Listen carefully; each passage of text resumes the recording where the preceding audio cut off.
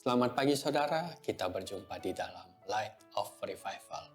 Waspada, Amsal 4 ayat 23. Jagalah hatimu dengan segala kewaspadaan, karena dari situlah terpancar kehidupan. Saudara, saya ingin bertanya, apa yang paling menggerakkan kita pada saat ini? Apakah kepahitan, kemarahan, ketidakpuasan, atau bahkan kebencian? Penulis kitab Amsal di sini menyuruh kita untuk berhati-hati, untuk waspada, untuk melihat ke dalam hati kita yang paling dalam. Apa sebenarnya yang paling menggerakkan akan kita? Dengan kata lain, apa alasan utama kita bangun pagi-pagi, pergi bekerja, atau mungkin sepanjang hari kita bermalas-malasan tidak bekerja? Apa motivasi yang menggerakkan kita setiap hari? Ada orang yang pergi bekerja karena dia ingin menghidupi anak istrinya, ingin mencari penghasilan, ingin mencari nafkah. Tetapi ada juga orang yang pergi bekerja karena dia ingin membuktikan kepada orang yang pernah menghinanya, ingin membuktikan kepada orang yang pernah tidak menghargainya, ingin membuktikan kepada orang-orang yang dulu tidak menganggap dirinya bahwa saya juga bisa sukses. Dan ketika saya sudah bisa sukses nanti, lihat saja, saya akan injak-injak kalian kembali. Lihat saja nanti. Ada orang yang pergi bekerja dengan tujuan untuk membalas dendam, untuk mencari pengakuan, mencari validasi, mengatakan kepada orang bahwa lihat nih, saya juga bisa ini. Banyak alasan untuk kita melakukan satu hal dan tidak melakukan hal yang lain.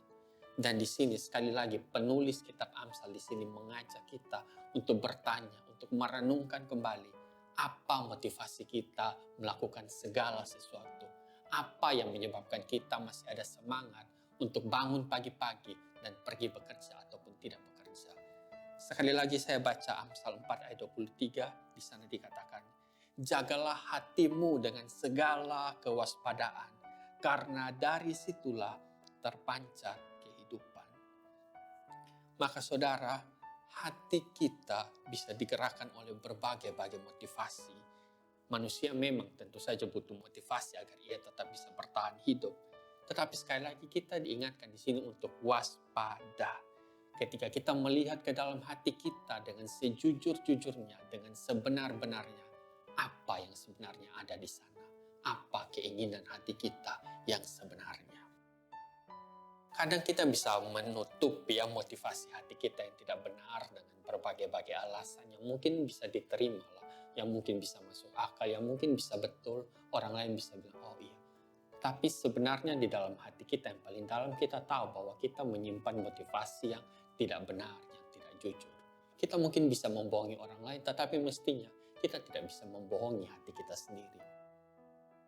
Nah Bapak Ibu Saudara, kepada jemaat di Laodikia di dalam kitab Wahyu, di sana dikatakan bahwa Tuhan kepingin memuntahkan mereka dari mulutnya karena mereka suam-suam kuku. Tuhan bilang kepada mereka, aku muak terhadap kalian, aku mau memuntahkan kalian daripada mulutku. Karena mereka menghidupi suatu kehidupan yang tidak bisa dinikmati oleh Tuhan. Mereka menghidupi suatu kehidupan yang tidak benar sehingga Tuhan mau muntah kepada mereka. Nah Bapak Ibu Saudara, kalau kehidupan kita sendiri juga penuh dengan kepahitan, penuh dengan maksud-maksud yang tidak benar, penuh dengan keinginan untuk membalas dendam, penuh dengan keinginan untuk mungkin membuktikan diri kita sendiri, penuh dengan keinginan-keinginan yang tidak benar, maka kita bisa merenungkan Bapak Ibu Saudara, apakah kehidupan kita itu bisa dinikmati oleh Tuhan ataukah tidak? Atau jangan sampai Tuhan kepingin memuntahkan kita dari mulutnya karena kehidupan kita pahit, karena hati kita, karena dorongan kita, karena motivasi kita tidak benar di hadapan Tuhan.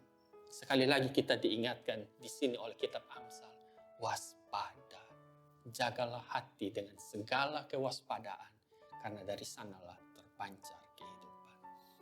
Tuhan memberkati. Kita berdoa. Ya Tuhan, ajarkanlah kepada kami ya Tuhan untuk melihat hati kami dengan sebenar-benarnya, melihat hati kami dengan sejujur-jujurnya, melihat hati kami dengan benar, dengan tidak mau mencari pembenaran atau alasan atau dalih apapun juga, sehingga ketika di sana kami temukan suatu motivasi yang tidak benar, tidak baik, dan tidak jujur, biarkanlah kami membiarkan diri kami untuk rela ditegur, dibina, diajar dengan firman Tuhan yang sederhana ini Tuhan. Dan Tuhan kasih kepada kami keberanian Tuhan untuk kami boleh berubah, untuk kami boleh melepaskan hal-hal yang selama ini terus-menerus kami pegang erat-erat dan kami menolak untuk melepaskan. Tuhan mampukan akan kami ya Tuhan. Tuhan kasih kepada kami kekuatan ya Tuhan, agar supaya motivasi kami boleh benar, boleh baik, boleh jujur di hadapan Engkau Tuhan. Terima kasih Tuhan atas firman-Mu yang sederhana ini, yang mengingatkan kami Tuhan akan hal-hal yang mungkin kami sudah lama lupakan. Sekali lagi Tuhan, di dalam nama anak-Mu Yesus Kristus kami berdoa. Amin. Saudara, biarlah firman Tuhan ini menjadi pelita dan terang bagi kita untuk menjalani hari ini. Tuhan Yesus memberkati.